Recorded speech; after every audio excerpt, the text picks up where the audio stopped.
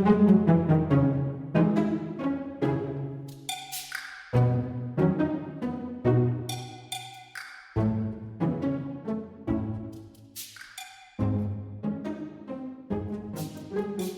secret is not safe with me, myself, and I, the podcast where we uncover your alter egos.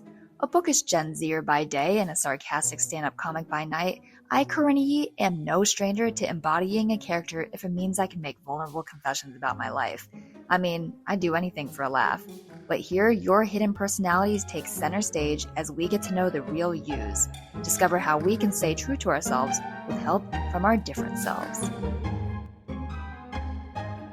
Compassionate, conscientious, and empathetic. These are all qualities that not only make a good friend, but also a good therapist, especially one that specializes in helping young adults navigate neurodiversity.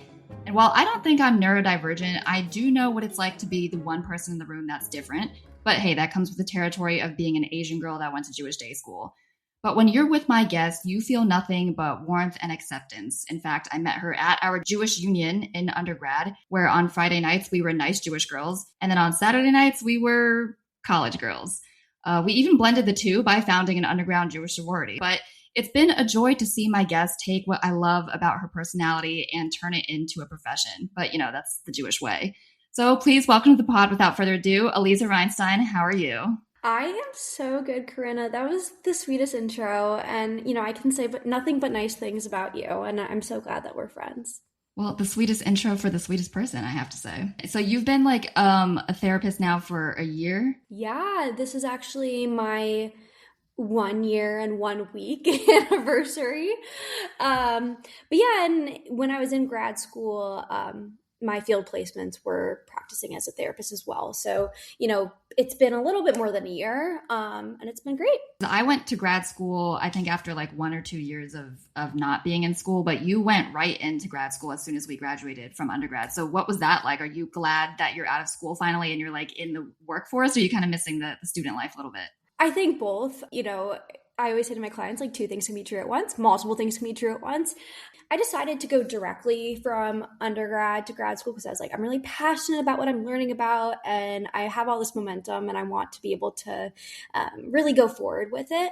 So I did my 2 years of grad school, and now I'm this is kind of weird not having any assignments, and my assignments are my clients and documentation and kind of trying to make treatment plans and all that stuff. I definitely want to go back to school in the future, pursue the PhD, be Dr. Aliza, but the vibe right now is really getting to hone in on my clinical work.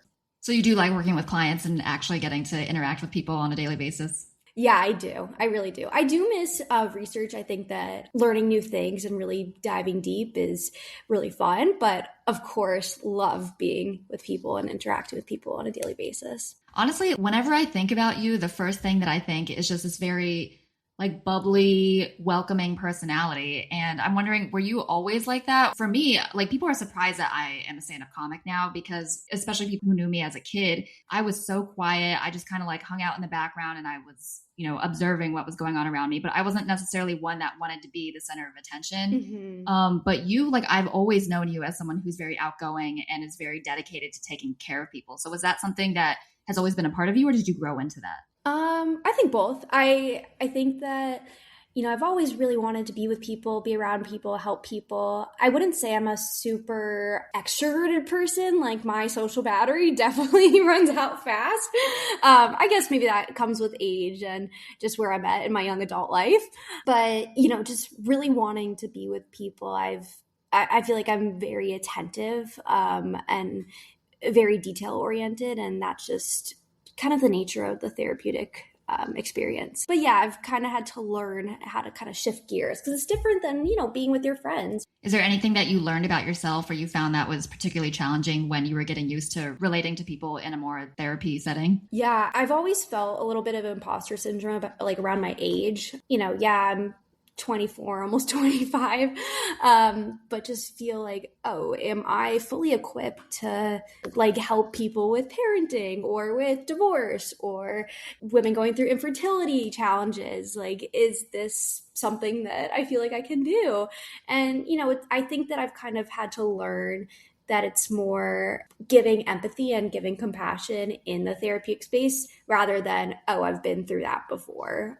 Because, no one's been through everything. And it's just nice to have someone that creates a really safe space no matter what you're going through. So I guess that was a big challenge and kind of a learning curve in terms of imposter syndrome and really working with families in that space. Yeah, I feel like no matter what profession you're in, especially just like because we're obviously in our mid-20s, we haven't lived enough experience. But then at the end of the day, especially with your line of work, I think the most important thing is just understanding like the human experience. And if people can really, and if people can like really relate to what you are feeling, and if they just feel heard and understood, then I think at the end of the day, the therapist is quote unquote doing their job.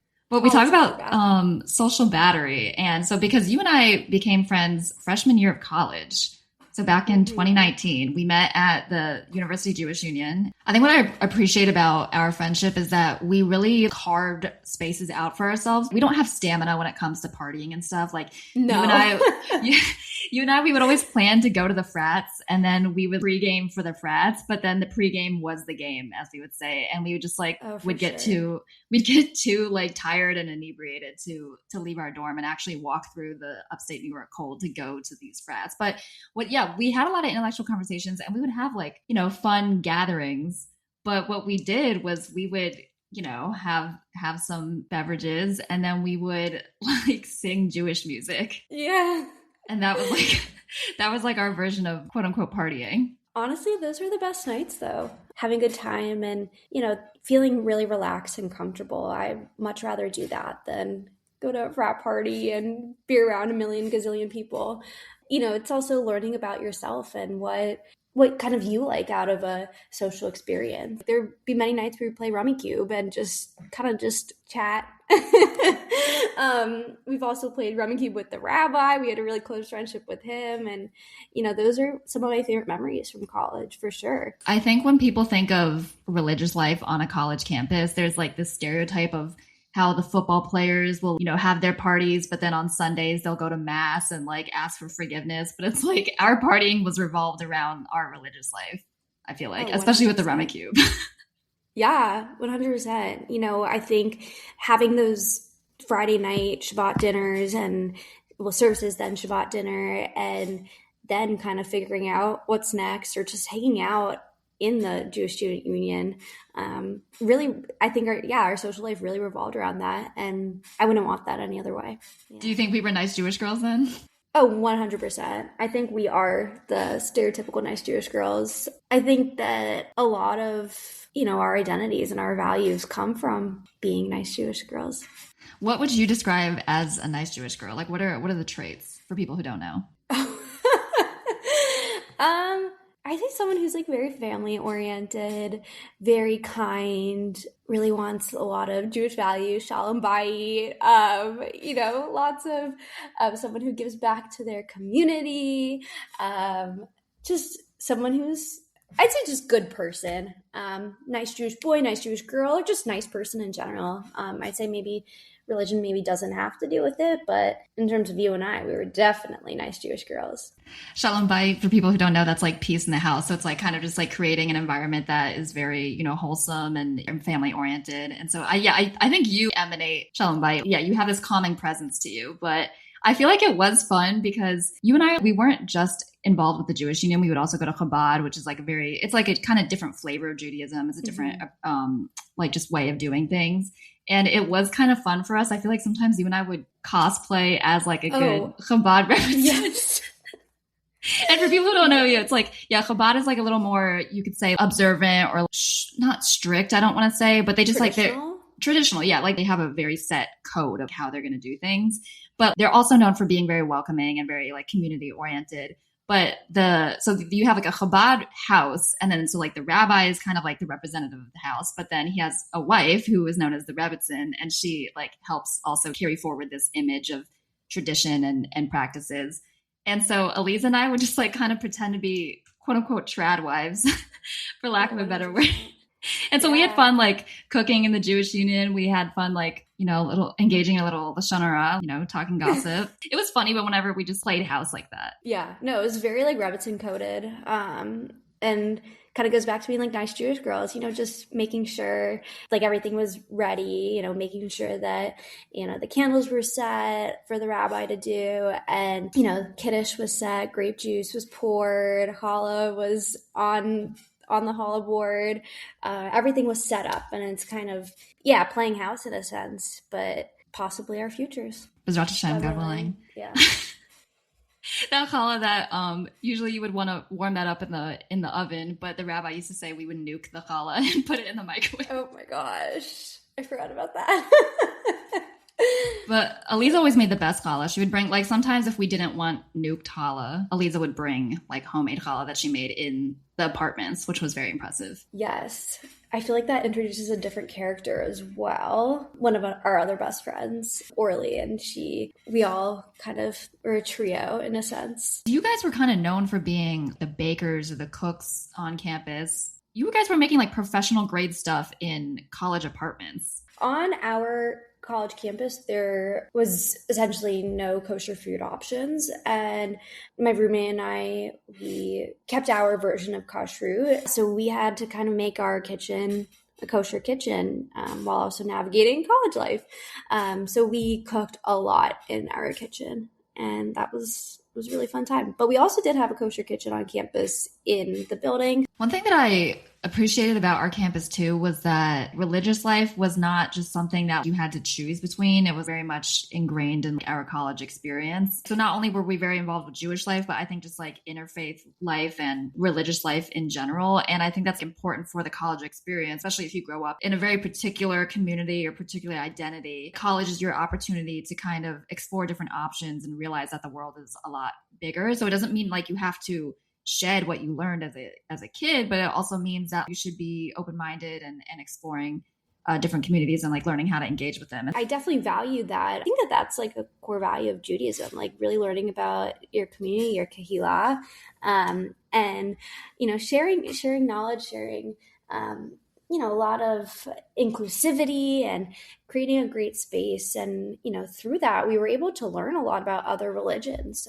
I don't think that I would have gotten that experience if I wasn't so involved in the interfaith relations that we were in. And I think that really kind of shaped who I am as a person too. Of course, not every client I'm going to work with is Jewish. Learning to work with other people and kind of learn about what's important to them. When you're speaking with clients or you are kind of trying to figure out what is the best treatment plan for them, do you ever find yourself looking at things through a Jewish perspective? I think that my perspective as a person is a Jewish person. I feel like I could never really take off that hat of mine. Kind of the same way as your therapist hat is kind of most of the time always on. You're always kind of thinking. It's kind of hard to kind of differentiate. That's a really good question, and something that I really try not to be biased or insert myself into the therapeutic space as much as I can, unless it's like therapeutically necessary. Create a safe space that is client-centered. It's really not about me, but I think that it does impact a lot, the same way that some people might prefer a therapist who is a male or who is Black or who, comes from a Mormon community.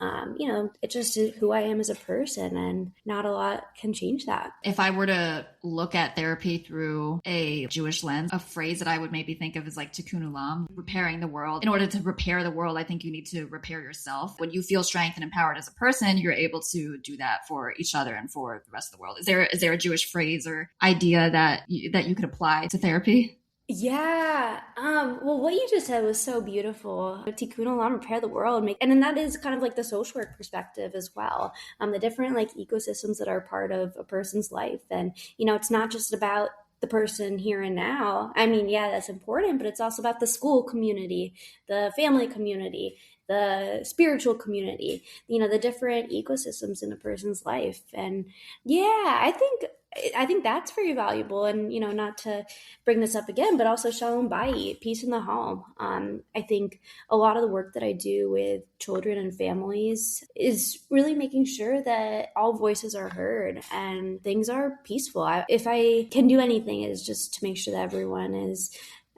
healthy and happy and safe. I do have a question though, because you talked about earlier about your therapist hat is always on. And I do find that like the people that I know that work in therapy, they always talk about it. They're always like, Corinna, you can come to me at any point. Like, don't worry about it. Just rant to me. And I always feel kind of hesitant to do that because do you just feel like, yes, the therapist hat is on, but it's kind of like a gift and a curse? It can be exhausting, and a lot of people get burnt out. It's hard always being on and always being attentive and having a lot of active listening for everyone. And sometimes with your friends you also want to complain and you also want to be like, well, that does suck. Like, I don't know what to tell you. I think part of being me and part of maybe being a therapist is I'm able to see so many different perspectives. I think that kind of allows me to be more present in my friendships and help people when they need it. It's time for Grill and Chill, the segment where you, the listener, get to poke our guests with any question you want and let our inner thoughts run wild. Let the grilling commence. To start us off, Praise, she wanted to know, what are our craziest college stories? We are on mic though, so I don't know how crazy we can get. I mean, as I said before, you and I, our social lives, we were never not doing something that was Jewish, I feel like, and started college in 2019. And then at the beginning of our spring semester in March 2020, we were being told that we had to go home. And it was like a very sad moment for us because we were starting to solidify friendships. And, we didn't know what was going to go on with the pandemic. It was just sad that our freshman year was getting cut short. And so all of campus was just partying. Everyone was just kind of like, these are our last days on campus. Like, we got to do something. We were like Israeli dancing outside of the bathrooms in the dining hall. And you and I were just like kind of living it up. And we were like Israeli dancing. And then this girl came out of the bathroom. And like, there was a video of us where we just drop our hands and then we just like pretend that we were dancing. But I just thought it was so funny because like everyone was getting super hammered. And then it's like you and I were just Israeli dancing at the dining hall. That's our version of fun. Again, like, making spaces fun for us. I'd say maybe this is not the craziest college story, but one of my favorite memories with you was your conversion and really being there. And I was so honored that you had picked me to be there with you. And it was such like a memorable experience. And just really, I guess it's not a crazy memory, but it was one of the memories that I hold the most dearly. If people aren't familiar, part of the conversion is dunking in a mikveh, which is a natural water bath connected from rainfall. And I was just really honored to be there and help you prepare. Plus you saw my ass, my bare naked ass. So part of being the mikveh lady, I forget the correct name in Hebrew, but part of being the mikveh lady, the attendant, is making sure that the person submerges all the way in the water. And I also held the towel open for you. Yeah, so people who don't know, like I went to Jewish day school growing up, and then I like grew up adjacent to the Jewish community. I was so very in the know of like what was going on in the Jewish world.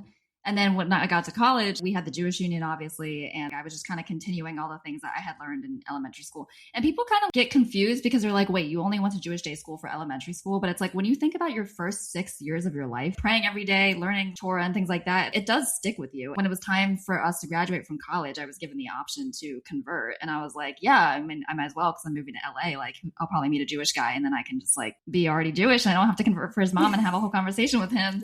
And so it's interesting because it's like I didn't have to go through conversion classes the way that other people do because I like already grew up knowing all the stuff. Really all we had to do was just go to the mikveh. Thinking about alter egos too. Yeah, like I was an Asian kid at Jewish day school growing up. Then like among converts, I have also noticed like an in-between space. Unlike other people who've converted, I grew up in the Jewish community. So I know a lot of nuances. For instance, like I was at Shul one time after having moved out to LA, and someone had threatened to shoot up the shul like during services. And so we were in the middle, I think, of like the silent prayer. And then shortly after that, they were like, guys, like we got to send you home. This place is under threat. And then people were like, oh, I knew something was wrong because there was so much talking and whispering. And I was like, I feel like people are always gossiping at shul. Like there's never, like whenever it's supposed to be quiet, people aren't actually quiet.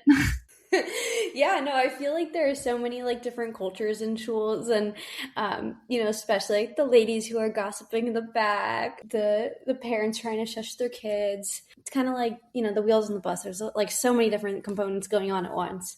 But that is a crazy story. That must have been really scary.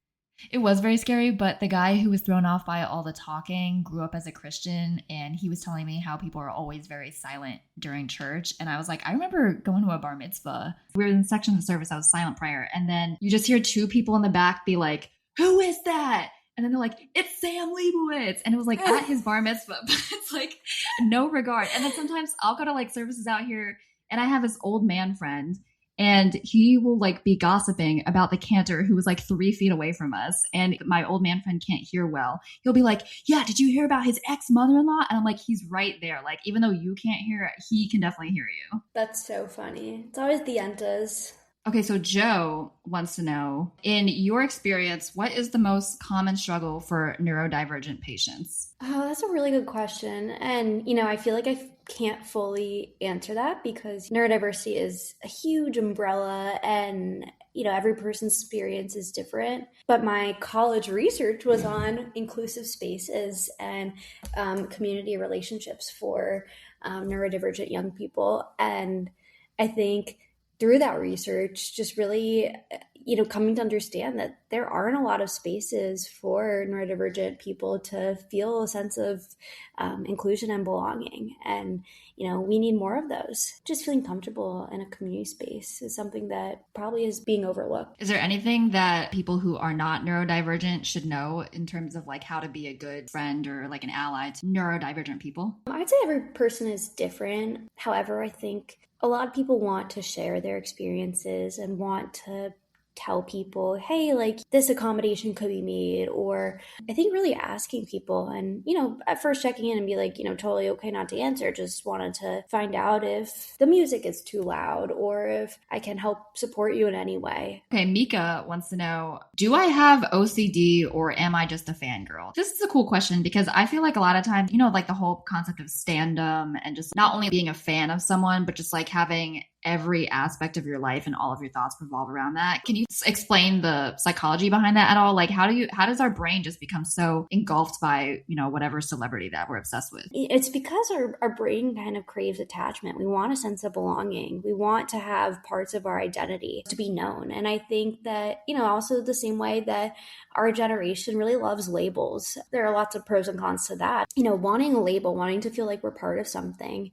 And that's what our brain wants. We want to feel, the satisfaction of, I'm a Taylor Swift super fan and her and Travis just had a wedding and oh my gosh, so-and-so got invited, and really immersing ourselves in that. We love preferences. We want to have things that are known in a world with a lot of decision fatigue. Orly wants to know, if you didn't work with neurodivergent community and kids, what population would you be most interested in working with? Recently, I've been very interested in working with divorced families, children of divorced parents. I think that, going back to family culture and the family system, kind of work with blended families. But a population that I would like to work with that I don't, I think it would be cool to work with the elderly population, just seeing my grandparents and wanting to support them. And I think that this is typical of many cultures, but also their generation, not really talking to people outside of the family, being comfortable with that. It's not because geriatric people are not that far off from children. It's a whole scale. Just some fun rapid fire ones. Mika wants to know, what is your walk-up song? Do you have a song that you get kind of like in the zone for when you go into a session? I'd say like my go-to hype up song is Hotel Room Service.